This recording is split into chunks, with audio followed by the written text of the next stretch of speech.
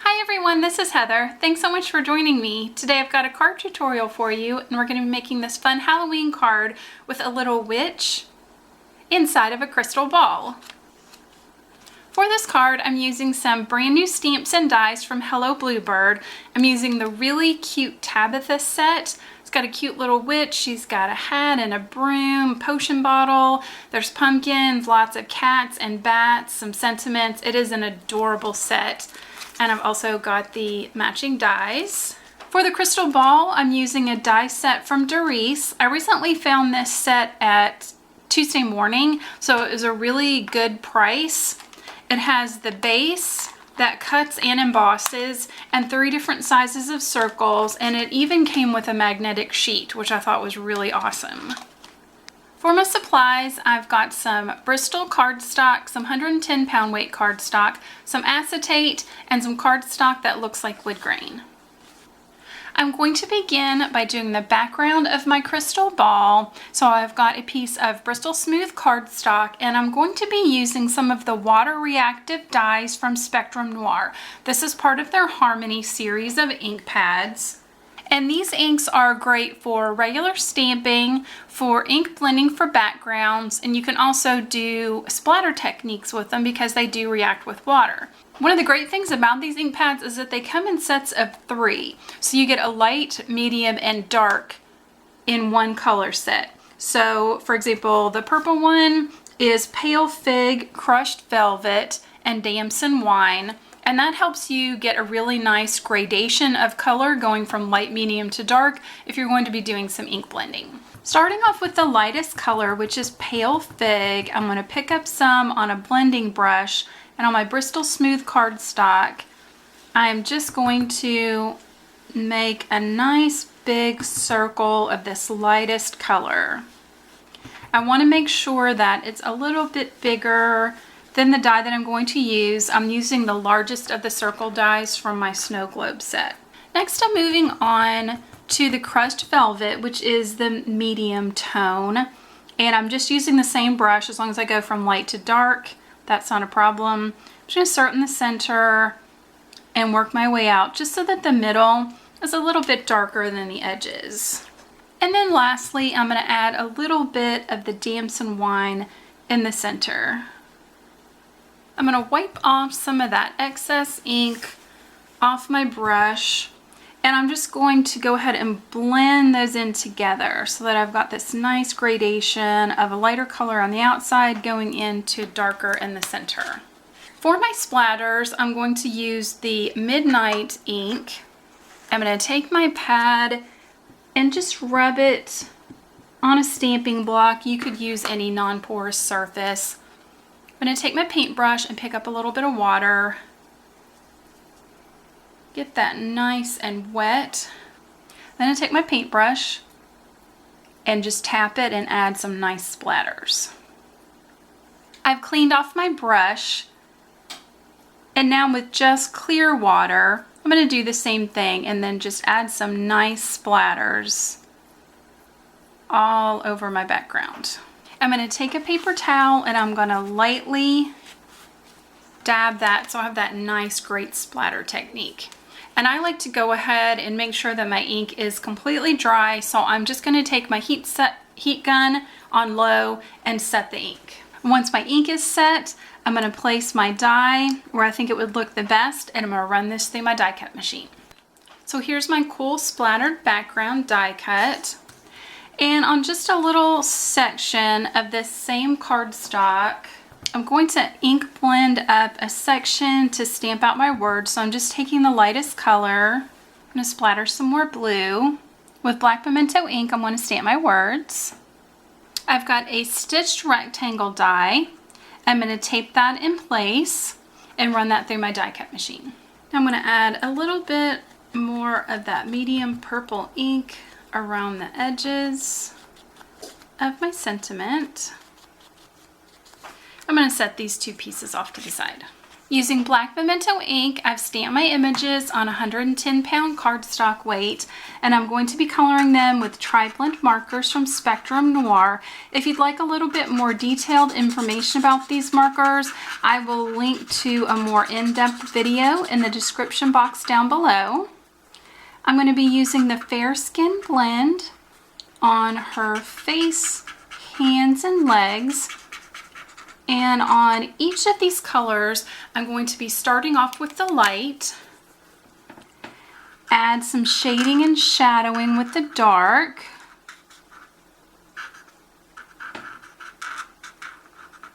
blend those two in together with the medium color, and then finally blend that out again with the lightest shade. I also sometimes like to go back in with the dark in any areas and maybe add just a little bit more of a shadow. That's just my personal preference. Using the medium tone on the pale pink marker, I'm going to give her some nice rosy cheeks. I'm going to color in the ears of my cat and his nose, and also the inside ears of my bat. I wanted her dress to match the background that I created inside the crystal ball, so I'm using the hydrangea blend. And just like I did with her skin, I'm going to color in her dress in the lighter color, and then add shading and shadowing with the dark and medium tones. I'm also using the hydrangea blend on the band of her hat. And for the polka dots on her dress, I'm using the darker color of the True Blue marker and just lightly touching the tip of that marker all over her dress. And the color of her dress will be done with the True Blue blend that I just used for the polka dots. And also with the purple, I'm going to do the little bands on her hair. With her outfit complete, I'm moving on to the ice gray blend, and I'm going to be doing the rest of the hat, the cat, and the bat. And I also used the gray on her boots as well. So I've filled all those in with the lighter shade. I'm going to go in with the darker shade and add my shadowing. With the darker laid down, I'm going to go over that with the medium, blend that out a bit on all these gray images. And again, go back in and blend everything with the light. With my gray finished, I'm moving on to earth brown. I'm using the medium tone on the handle of the broom and the band. I'm going to add just a couple of little streaks down on the broom. And then with the gold brown blend in the medium tone, I'm going to finish coloring in that broom. I'm going to stick with this same gold brown to do her hair. I'm going to color everything in the lighter color. Using the darker shade, I'm just going to kind of follow the stamp lines here and add in some darker tones.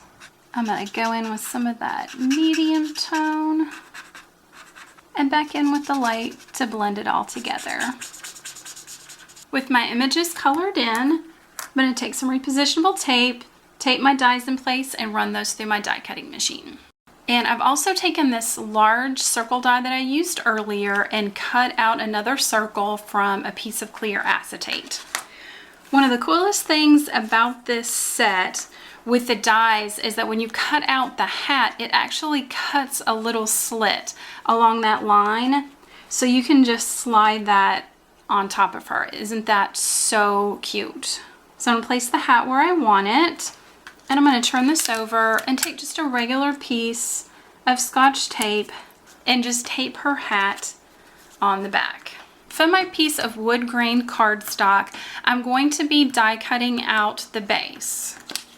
And the cool thing about this die is that once you've cut out the shape of the base, you can slip it back in, use an embossing mat, run that back through, and it will emboss those ridges on your cardstock. So I hope you can see on camera those great raised areas that it added.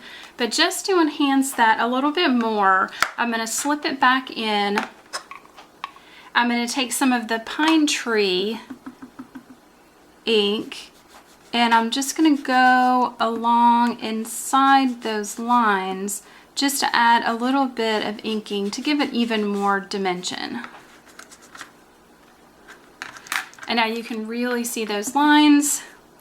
You can also add just a little bit around the edges. It just gives your piece a little bit more depth and dimension. And now I'm going to bring over my circle and I'm going to line it up onto the base and I'm going to turn it over. And again, just with some regular Scotch tape, I'm just going to tape that to the back. I've applied adhesive to the back of my witch. I'm going to place her inside the circle. To apply my piece of circle acetate, I have just used some glossy accents and my finger and I've just smeared that all around. And I'm just going to line those two circles up and just press down really well. And if you want, you could also take a bone folder and just make sure that that is adhered down everywhere. So here's our little witch inside the crystal ball. And I wanted to have a little bit of color on the base of my card. So I've cut a 8.5 by 11 sheet of Bristol Smooth cardstock in half and scored it and folded it. And I'm taking the baby blue ink and another ink blending tool. And I'm just gonna make a really large kind of donut circle. I don't really need to color in the center because it's not going to show, but I just wanted to have kind of a nice glow behind the crystal ball. So I'm just gonna keep going and making this nice big donut shape of blue ink. With the blue laid down on my card front, I'm going to place my words in the lower right hand corner with some regular adhesive. I've put lots of foam squares on the back of my crystal ball. I'm going to center that on my card. You can see that nice blue halo around it. And now I'm going to add my bat in the upper left hand corner. And here is our finished card. So I think that acetate adds like a really great dimensional look to it. It looks like she's actually inside the crystal ball. I really love these water reactive inks. They're really fun. You can do some great blending and splatter techniques. So I hope that you enjoyed this card tutorial. If you did, please give it a thumbs up. Be sure to check out my channel and subscribe for future videos. And I hope you have a really magical day. Thanks for joining me. Bye.